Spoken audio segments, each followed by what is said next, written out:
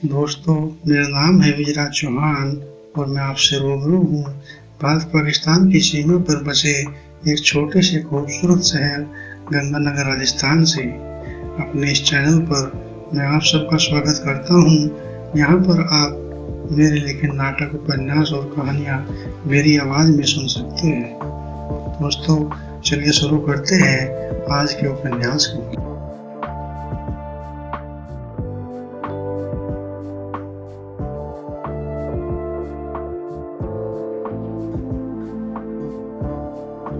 उधर ऐश्वर्या की तबीयत इन दिनों कुछ ठीक न थी, इसलिए वह डॉक्टर के पास गई और अपना चेकअप कराकर काफी देर बाद डॉक्टर के पास से लौटी।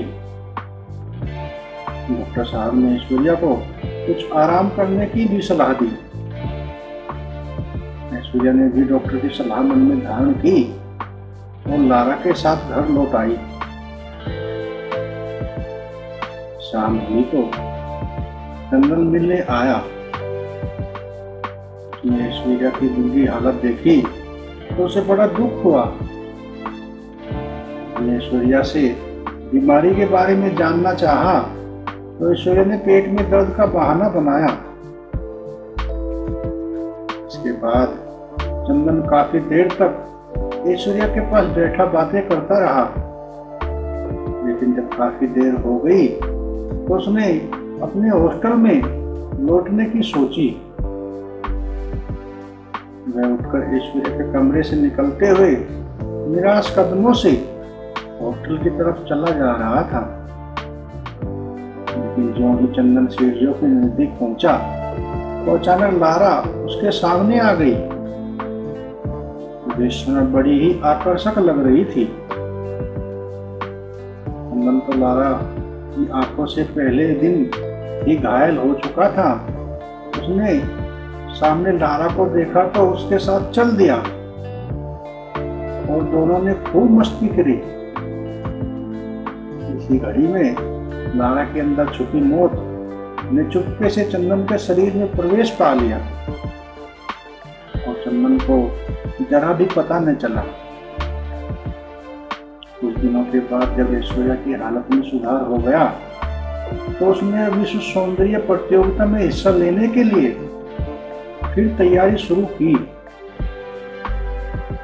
आखिर 3 दिन के बाद वह समय भी आ पहुंचा जिस दिन ऐश्वर्या को जाना था।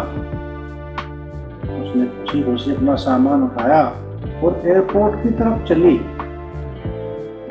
चंदन और लारा भी उसे छोड़ने के लिए उसके साथ चले। कार में बैठी बैठी ऐश्वर्या बार बार अपने आप को देख रही थी, लेकिन जब उसने यह सोचा कि यदि लारा उसकी इन दिनों में मदद न करती तो क्या होता है, तो वह लारा के प्रति कृतज्ञ हो उठी। उसने मन ही मन पास बैठी लारा को धन्यवाद दिया। शाम के 6 बजे की उड़ान थी, इसलिए ऐश्वर्या समय पर ही एयरपोर्ट पहुंच गई। उसने हवाई जहाज में बैठते हुए चंदन और लारा को बड़े सच्चे सहयोगियों की दृष्टि से देखा।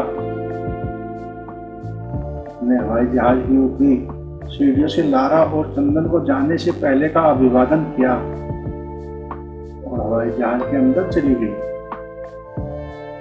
एयरपोर्ट पर खड़े चंदन और लारा ने भी ऐश्वर्या को अपनी शुभकामनाएं दी और अपनी गाड़ी में बैठ गई।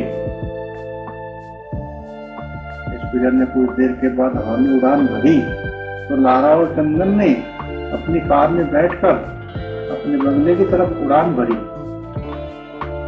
उन्होंने रास्ते में ही रेस्टोरेंट पर डिनर कर लिया और काफी अंधेरा होते होते दोनों बंगले पर पहुंचे। लारा ने जाते ही अलमारी से एक शराब की बोतल निकाली और उसने जाम बनाते हुए गिलास को चंदन के हाथ में थमा दिया।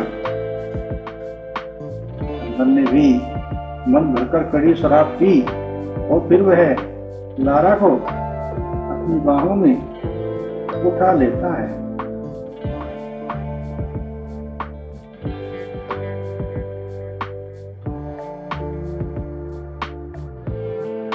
अपनी इन्हीं लाइनों के साथ ही आज के प्रोग्राम को यहीं पे विराम देते हैं।